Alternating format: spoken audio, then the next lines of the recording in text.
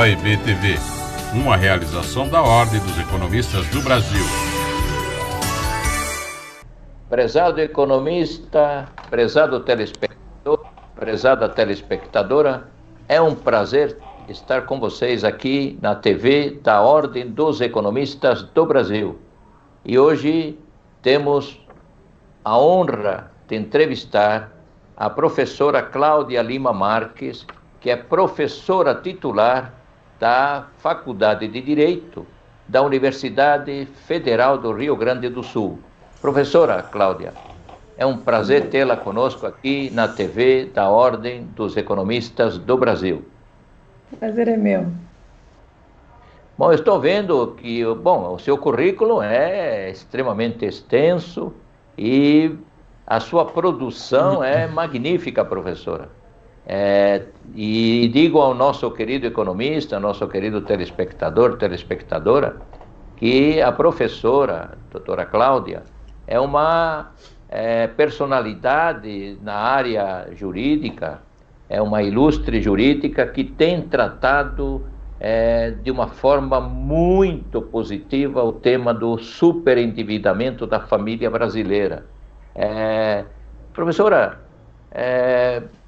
você tem feito inúmeras pesquisas nessa área do superendividamento nesses últimos anos e tem batalhado bastante junto ao Congresso Nacional para a aprovação do projeto de lei 3.515, que vem desde 2015, mas ele já é digamos assim, ele vai se arrastando de anos anteriores.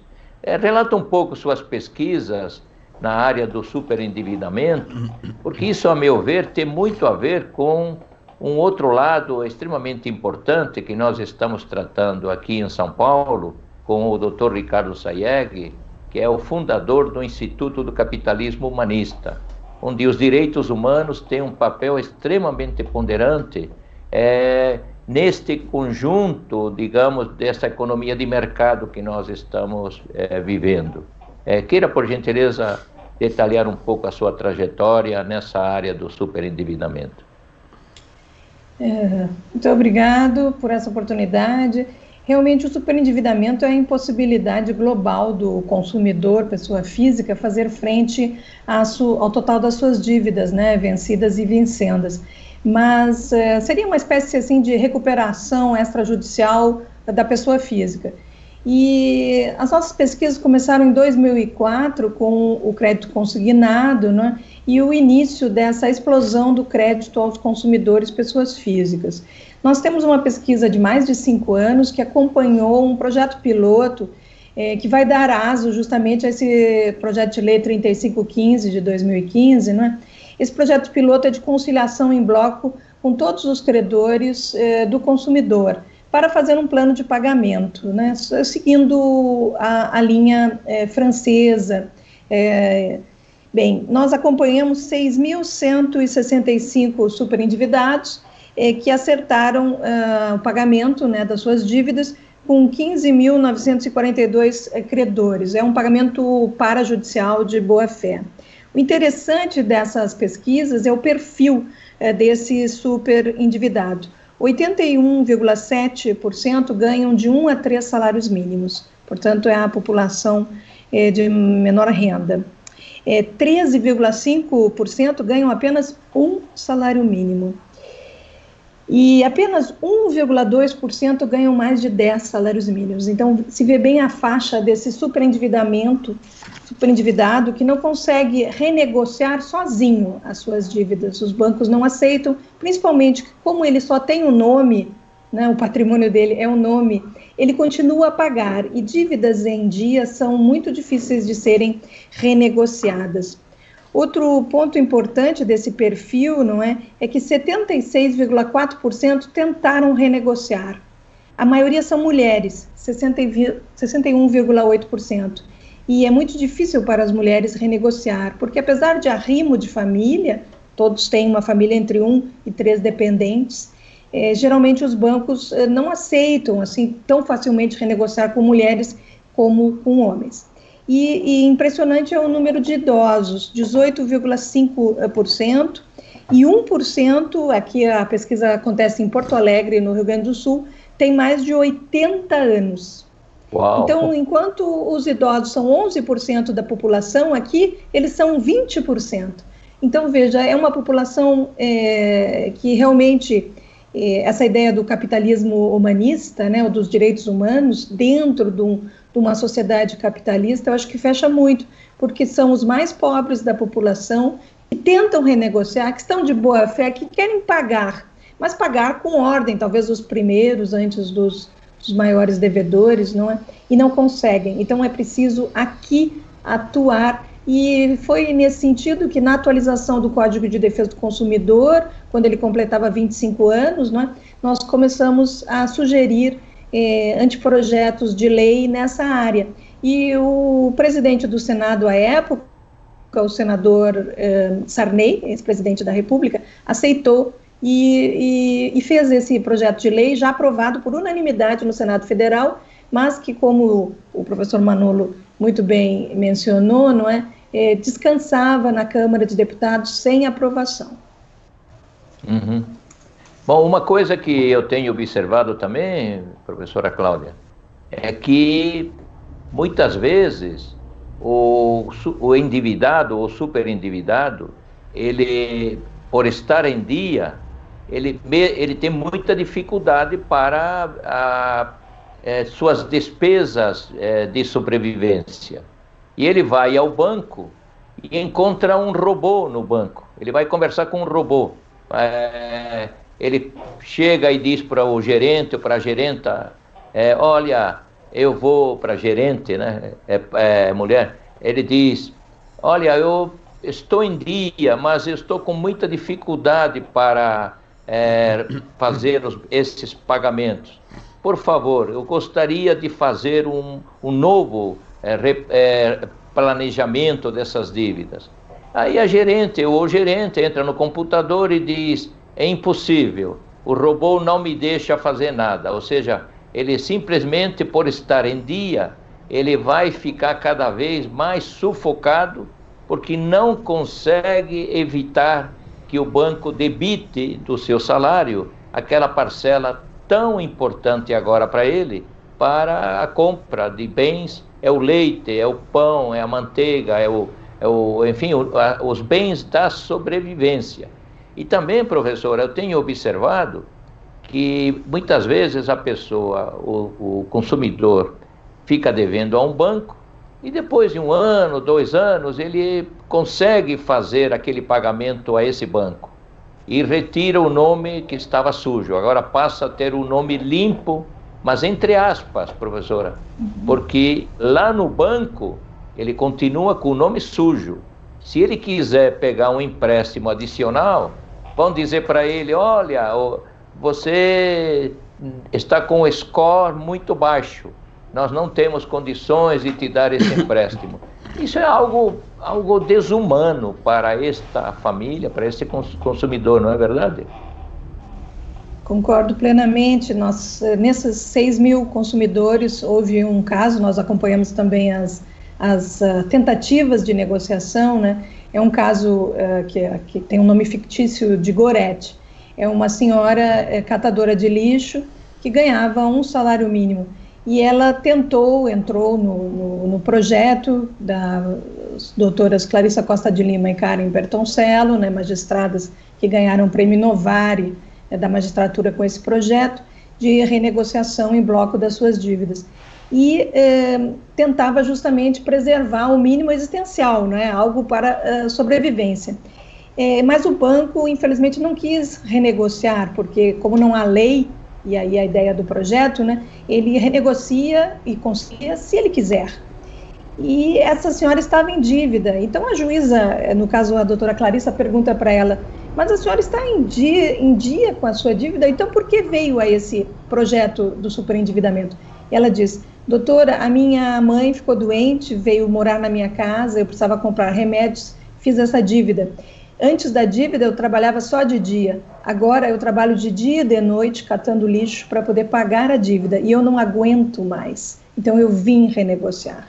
Eu acho que isso resume a ideia, são pessoas que querem pagar, eles precisam da ajuda do Sistema Nacional de Defesa do Consumidor, ou do Judiciário, enfim, quem vai fazer essa conciliação, para pagar, para botar uma ordem e um tempo nesse pagamento. Mas não é nenhum tipo de calote ou perdão, ao contrário, eles querem pagar para ter o seu nome limpo. E a terceira parte importante da sua pergunta é sobre os bancos de dados. Nós tínhamos antes o banco de dados só negativo no Código de Defesa do Consumidor, hoje temos também o banco de dados positivo. Isso quer dizer que as pessoas que são superendividadas, isso vai ser uma mácula para sempre para elas. Só que o superendividamento não é um pecado, é uma espécie de acidente da vida que ocorre, redução de renda, desemprego, né, doença na família, como aconteceu nesse caso da Gorete. E essas pessoas precisam ser reinseridas na sociedade. Então, a situação atual com esses bancos de dados positivos e negativos é que a pessoa é discriminada, ela é excluída, é uma espécie assim de morte civil do consumidor quando ele entra nesse estado de superendividamento. Bem, professora, vamos pedir um segundinho, já retornamos.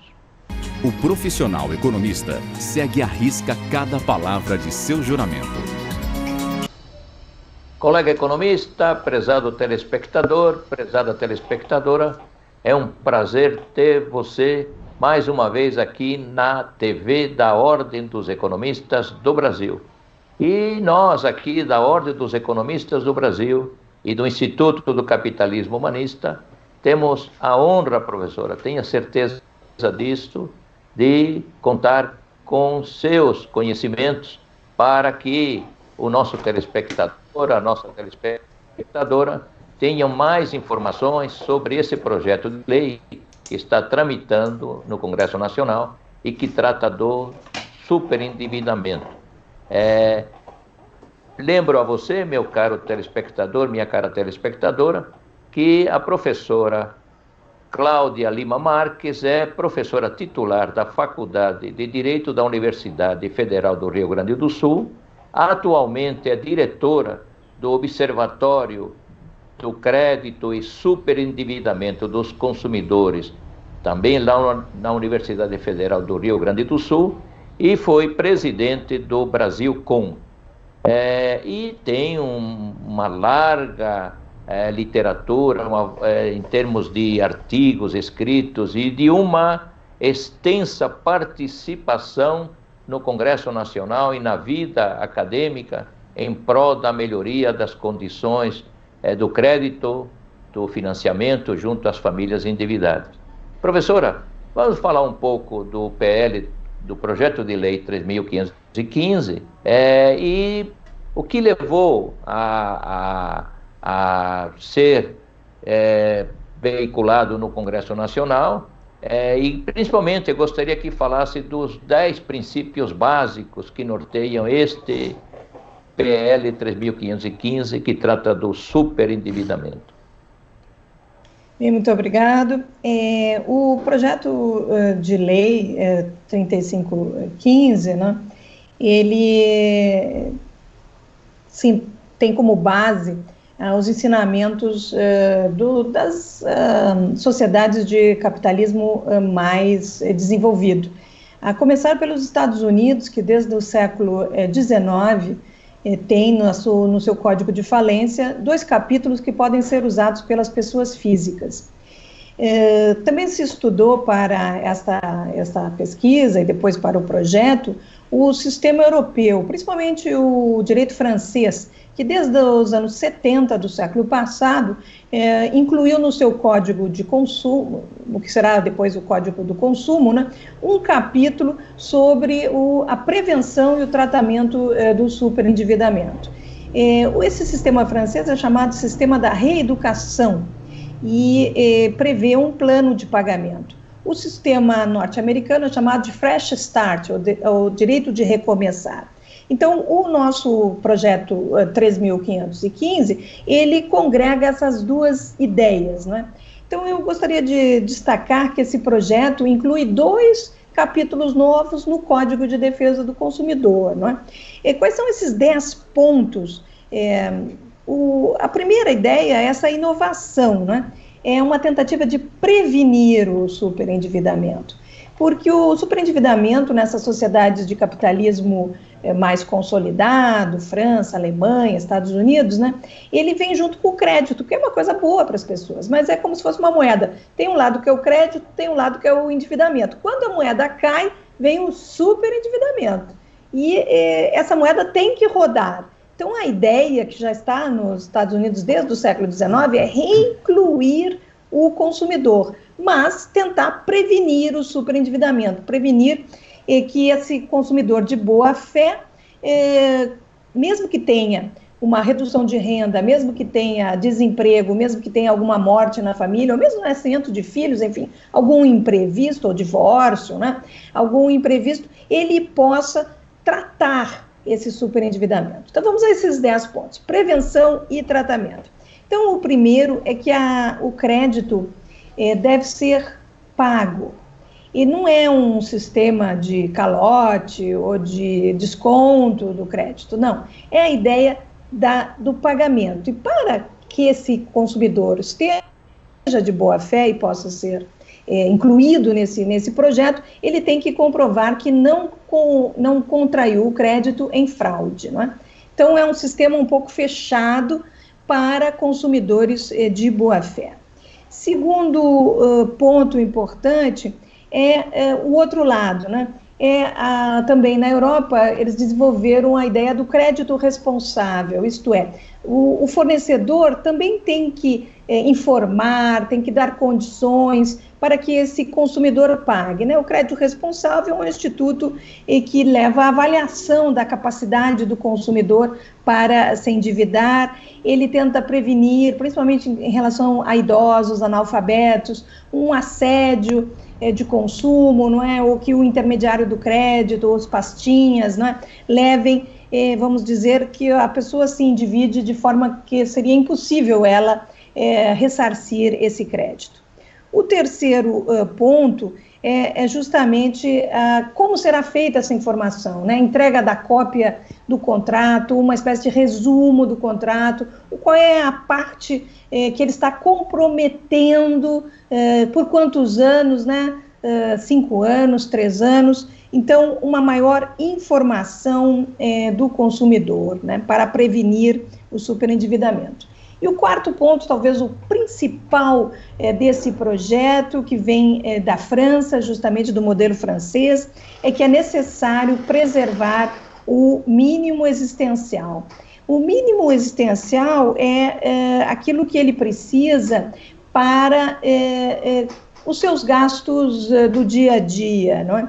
Então, nós já temos isso em matéria de consignação, que só 35%, 30% do que ele ganha, mais 5% do crédito, do cartão de crédito, podem ser comprometidos, né? Então, a preservação desse mínimo existencial, segundo os franceses, é crucial, porque nos ferões de dívidas, ele vai, renegocia, né, compromete muito do seu salário, mas ele acaba comprometendo demais. Se ele não preservar este mínimo existencial para os pagamentos do dia a dia, ele acaba não podendo pagar, por mais boa fé que ele tenha, né? Então, esse projeto, ele inverte o que está acontecendo hoje em dia, ele não vai comprometer toda a sua renda, mas ele vai reservar o mínimo existencial. Bem, também há a ideia que o crédito tem um certo risco, não é? Então, alguma publicidade de crédito zero, sem juro, porque na verdade não existe isso, né? Vai ser coibida. E também esclarece a conexão entre o contrato principal de consumo e o contrato de crédito, que já existe no artigo 52 do Código de Defesa do Consumidor, mas aqui vai ser aprofundado. E traz um capítulo sobre o tratamento. O que é o tratamento, né? Qual é o remédio para o superendividamento? Bem, a solução é estimular a conciliação, isto é, assegurar ao consumidor a possibilidade de renegociar, mas não com um credor, sim com todos os seus credores. Essa audiência, né, que pode ser feita no Sistema Nacional, nos PROCONs, vamos dizer, de Defesa do Consumidor, ou no Judiciário, na Defensoria, quem quiser fazer essa audiência de conciliação, né, ele vai chamar todos os seus credores e vai fazer um plano de pagamento com todos. De boa fé, né? Assegurar se não podemos aumentar muito a educação financeira dos consumidores, nós podemos aumentar a cultura do pagamento. Outro ponto importante é que nessa negociação em bloco se preserva o mínimo existencial, para que ela tenha sucesso, e no máximo de 5 anos. Na Europa, na Alemanha e na França, começou com 8 anos, mas depois eles acharam que era muito longo e reduziram para 5 anos. E aqui, o Banco Mundial, desde 2013, ele afirma que todos os países, para sair da crise financeira, aquela de 2008, tinham que ter esta lei que permitisse o tratamento do superendividamento. E o último ponto é justamente que nem todos os credores vão querer participar dessa conciliação. Aquele que ficar de fora, o juiz vai ter que intervir e depois, é claro, do pagamento do plano conciliatório, ele vai ter um plano chamado compulsório, em que a sua dívida será paga também, o principal, enfim, está no projeto 3515. Mas, primeiro os que conciliaram e depois ele. Então, todos recebem, mas recebem numa determinada ordem e dando tempo para a pessoa ter reservado o mínimo existencial. Então, estimula a conciliação, estimula o pagamento, que pode ser muito importante, porque realmente grande parte do PIB brasileiro é o consumo das famílias, né? E se as famílias estão super endividadas, elas simplesmente saem da sociedade. E a sociedade toda adoece, como se fosse um dominó caindo, né? Então, essa é a ideia do projeto de lei, a reinclusão dos consumidores super endividados e de suas famílias. Excelente, professora. E tenho a dizer que, tão logo eu soube do projeto de lei, a Ordem dos Economistas do Brasil, junto com o Dr. Ricardo Sayegh, que é presidente do Instituto do Capitalismo Humanista, nós nos debruçamos com os dados que são compilados, de um lado, pela Confederação Nacional do Comércio, sobre as famílias endividadas, e de outro pela PNAD contínua, divulgada pelo IBGE. Professora, encontramos números fantásticos que podem ajudar e muito a economia brasileira logo após essa terrível pandemia do Covid-19. Se nós fizermos estas conciliações e ao invés dos consumidores terem 35% de nível de sobrevivência, passarem a ter 65% de nível de sobrevivência, supondo que as propensões marginais a consumir coincidem com esses valores, porque há uma mera hipótese de coincidência, mas poderia mudar a hipótese, nós teríamos para 66,6 milhões de famílias endividadas, aproximadamente 63 milhões de brasileiros, um acréscimo de renda de aproximadamente 7,6% do PIB, algo próximo de 555 bilhões de reais, que pelo efeito multiplicador que calculamos, próximo de 2,85, só esse efeito gera, por sua vez, um efeito adicional de 1,5 trilhão de reais. É algo fantástico. Sem endividamento do setor público, sem estourar mais ainda o orçamento da União, nada. É só devido à conciliação entre os credores e este devedor, de modo a permitir que, no tempo, essas dívidas maiores sejam pagas. Tudo vai ser pago. Essa aqui é a grande mensagem. E além do mais, teríamos um acréscimo extremamente positivo no nível de renda. Imagine colocar pouco a pouco 555 bilhões de reais apenas por esta aprovação do PL 3515. É algo espetacular, professora. Realmente agradeço muito esse estudo macroeconômico, porque estamos sempre votados para o micro, né? No sentido micro, é claro que é muito positivo para os consumidores, mas no sentido macroeconômico e macrojurídico também, os contratos são mantidos, eles são pagos apenas numa ordem que as sociedades de capitalismo consolidado já comprovaram que são necessárias, e o Banco Mundial também chegou a essa conclusão, que são necessárias para uma economia saudável. E em um momento que vemos essa pós-pandemia e os efeitos negativos na economia, e tendo esse projeto já sido aprovado por unanimidade no Senado Federal, então nós tivemos várias audiências públicas, 6 meses de negociação com a FEBRABAN, e com todos os players desse, é um projeto sólido, consolidado e que está pronto para ser aprovado pela Câmara dos Deputados. Então, realmente agradeço muito a Ordem dos Economistas do Brasil, o Instituto por um Capitalismo Humanista, que tenham realizado esse estudo macroeconômico, que acho que faltava para que se entenda que o superendividamento não é um problema individual, é um problema macroeconômico. E o país precisa dessa injeção, um sopro de vida para a nossa economia, uma ordem saudável de um capitalismo humanista, mas consolidado, que queremos que o Brasil realmente possa ter. Então, eu agradeço muito essa oportunidade e espero que o Parlamento brasileiro seja sensível nesse momento tão triste, né? E nós possamos dar esse sopro de vida para os nossos consumidores e para a economia brasileira.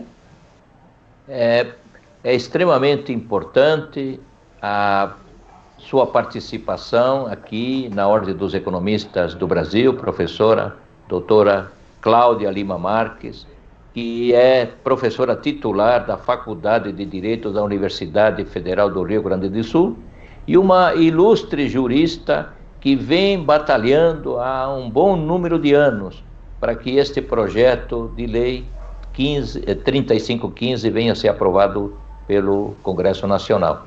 Professora, muito obrigado por estar conosco aqui na TV da Ordem dos Economistas do Brasil. E aguardo vocês no próximo programa. OEB TV, uma realização da Ordem dos Economistas do Brasil.